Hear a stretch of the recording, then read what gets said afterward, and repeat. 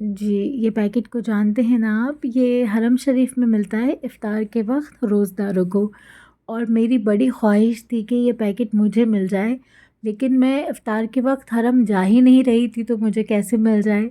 और वो बड़ा कट टू कट टाइम होता है, हस्बैंड की जॉब होती है, बच्चे होते हैं, बच्चे कभी सो रहे होते हैं, तो वो ज़रा बड़ा हौश-पौश वाला टाइम होता है। ख़ैर फिर जब शाम में मेरे हस्बैंड आए, तो उनके हाथ में ये पैकेट था, तो मैंने पूछा, आप क्या हरम गए थे? तो उन्होंने कहा, नहीं हरम तो नहीं गया था, जो हरम बाँटने जा रहे थे वो रास्ते में मिले थे, तो उन्होंने बॉक्स खोल के मुझे 2 पैकेट दिए।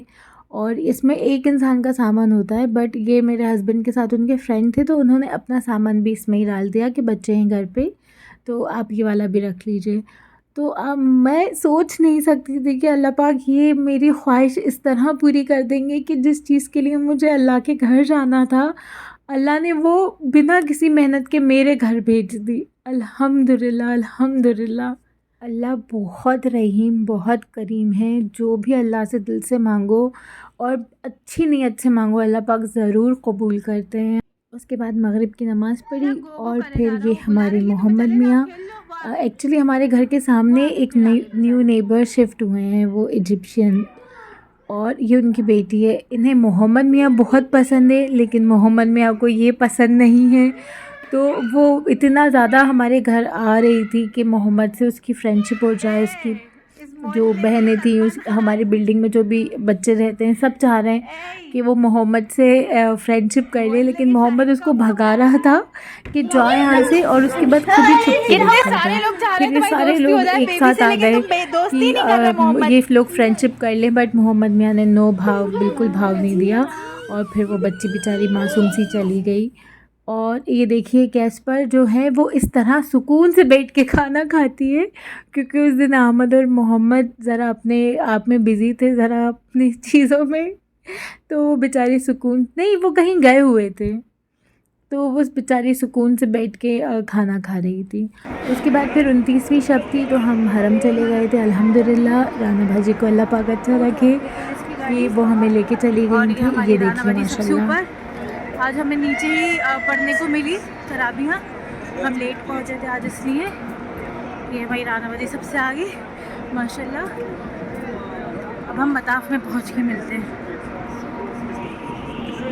हमने तराबियाँ पढ़ी थी, क्लॉक टावर का जो एंट्रेंस है ना, वहाँ से हमने तराबियाँ पढ़ी थी, क्योंकि हम थोड़ा लेट पहुँचे थे।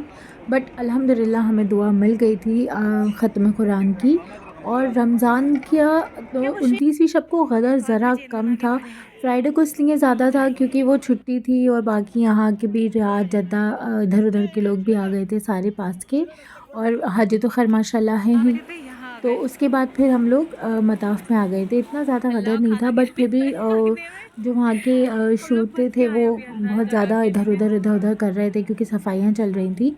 तो हम खाना खाने बैठ गए थे, और ये इस तरह से ये लोग लॉक कर रहे थे सबको बिठा के कि कोई और अंदर ना जा पाए, तो इस तरह से ये लॉक कर रहे थे। उसके बाद फिर ये जब नमाज के बाद का सीन है, क्योंकि बहुत ज़्यादा एकदम बैठे-बैठे गला सूख जाता है।